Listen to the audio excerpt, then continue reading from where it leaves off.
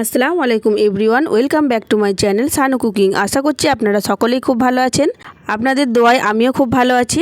আর আজকের আমার রেসিপি সরষে ইলিশ, তাই জন্য এখানে আমি অনেকগুলো ইলিশ মাছ নিয়েছি। দেখুন, ইলিশ মাছ তো আপনারা অনেকেই অনেক রকমভাবে খেয়েছেন, কিন্তু আমি যেভাবে রান্না করছি এভাবে একবার করে দেখবেন, আশা করছি খুবই ভালো লাগবে। তাই সবার প্রথমে আমি এখানে যে কটা মাছ আমি দেখালাম ওই মাছগুলোর মধ্যে অর্ধেক মাছ নিয়ে নিয়েছি, আর মাছগুলো খুব ভালো করে নুন হলুদ মাখিয়ে নিচ্ছি। আর অর্ধেকটা মাছ আমি ভাজা করে নেব। ইলিশ মাছটা ভাজাটাও তো খেতে খুব ভালো লাগে না, সেই জন্য আমি অর্ধেক মাছ রান্না করব, অর্ধেক মাছ ভাজা করে নেব। আর এখানে ডিমওয়ালা মাছও আছে আর এমনি ডিম ছাড়াও মাছও আছে। এবার খুব ভালো করে নুন হলুদ মাখিয়ে নিয়েছি। এবার গ্যাসে একটা ফ্রাইং প্যান আমি বসিয়ে দিলাম, আর পরিমাণ মতো এখানে আমি সরিষার তেল অ্যাড করে দিলাম। দিয়ে মাছগুলো আমি একটা একটা করে ফ্রাই করে নেব। বেশি ফ্রাই করব না, একদম হালকা করে ফ্রাই করব। সেজন্য তেলটা গরম হতেই মাছগুলো আমি দিয়ে দিলাম। দেখুন, ডিমওয়ালা মাছগুলো দিয়ে দিলাম। ডিমওয়ালা মাছগুলো খেতে খুব ভালো লাগে।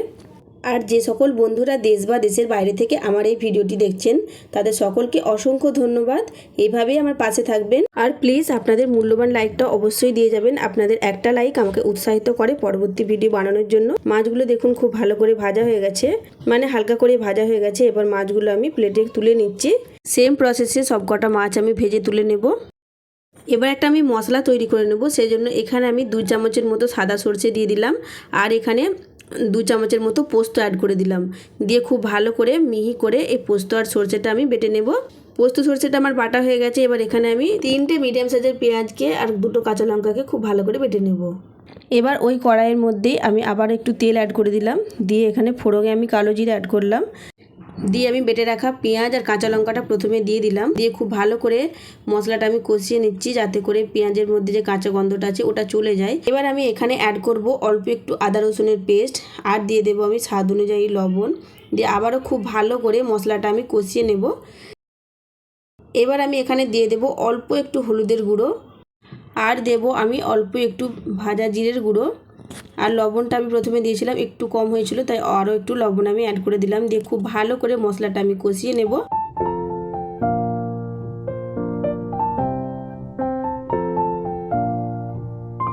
ভালো করে মশলাটা কষানো হয়ে গেলে এবার এখানে আমি বেটে রাখা সরষে পোস্তটা দিয়ে দেব।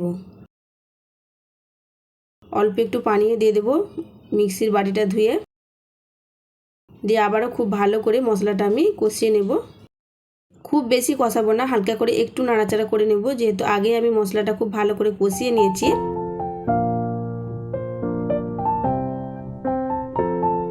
এবার আমি এখানে অল্প একটু পানি অ্যাড করে দেব।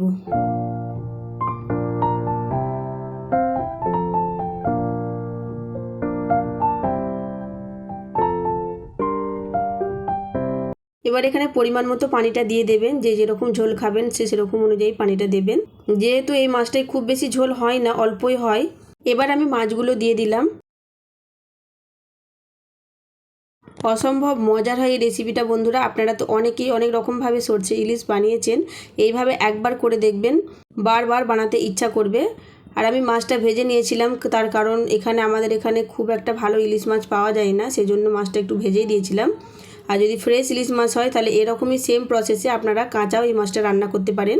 এবার খুব ভালো করে ফুটে গেছে। এখানে আমি 4টে গোটা লঙ্কা দিয়ে দিলাম, কাঁচা লঙ্কা।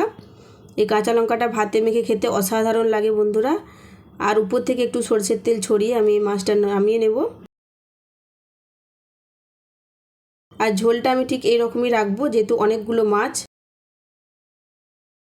আজকের রেসিপিটি কেমন লাগলো অবশ্যই কমেন্টে এসে জানাবেন। আর যদি ভালো লেগে থাকে তাহলে প্লিজ লাইক কমেন্ট শেয়ার করে দেবেন।